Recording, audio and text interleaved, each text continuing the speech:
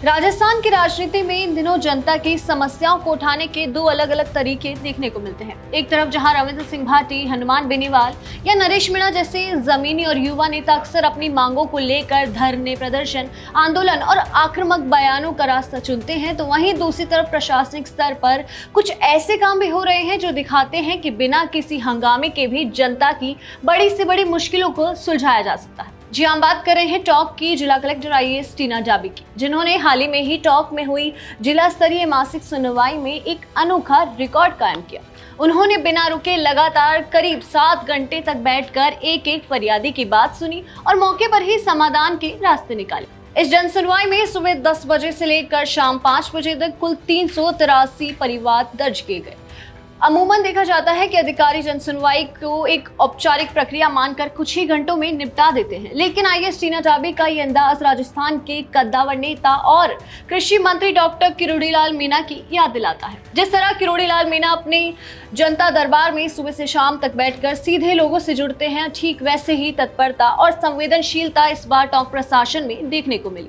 भीषण गर्मी को देखते हुए हॉल में दूर दराज से आए लोगों के लिए कूलर, पंखे, ठंडे पानी की भी पूरी व्यवस्था की गई थी, ताकि जनता को किसी भी तरह की परेशानी ना हो।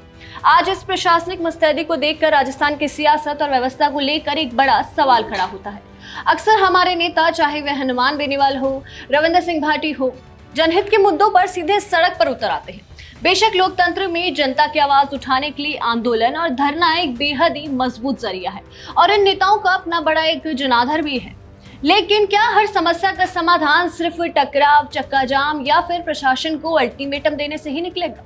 नेताओं के पास अपनी खुद की राजनीतिक पावर होती है, वे विधानसभा में बैठते हैं, उनके पास नियम कायदे को प्रभावित करने की ताकत होती है। ऐसे में क्या इन जनप्रतिनिधियों को भी प्रशासनिक अधिकारियों के साथ मिलकर इस तरह की व्यवस्था को जन सुनवाई में मजबूत नहीं करनी चाहिए? अगर नेता और अधिकारी मिलकर एक मेज पर बैठे तो शायद जनता को अपनी छोटी छोटी मांगे जैसे बिजली लाइन शिफ्टिंग करवाना या फिर पट्टे बनवाना, अतिक्रमण हटवाने के लिए सालों साल इंतजार नहीं करना पड़ेगा और ना ही सड़कों पर लाठियां खानी पड़ेगी। इस पूरी खबर का सबसे बड़ा संदेश यही है कि जनता को राहत मिलने से मतलब है, चाहे वह आंदोलन के दबाव से मिले या फिर प्रशासनिक संवेदनशीलता से।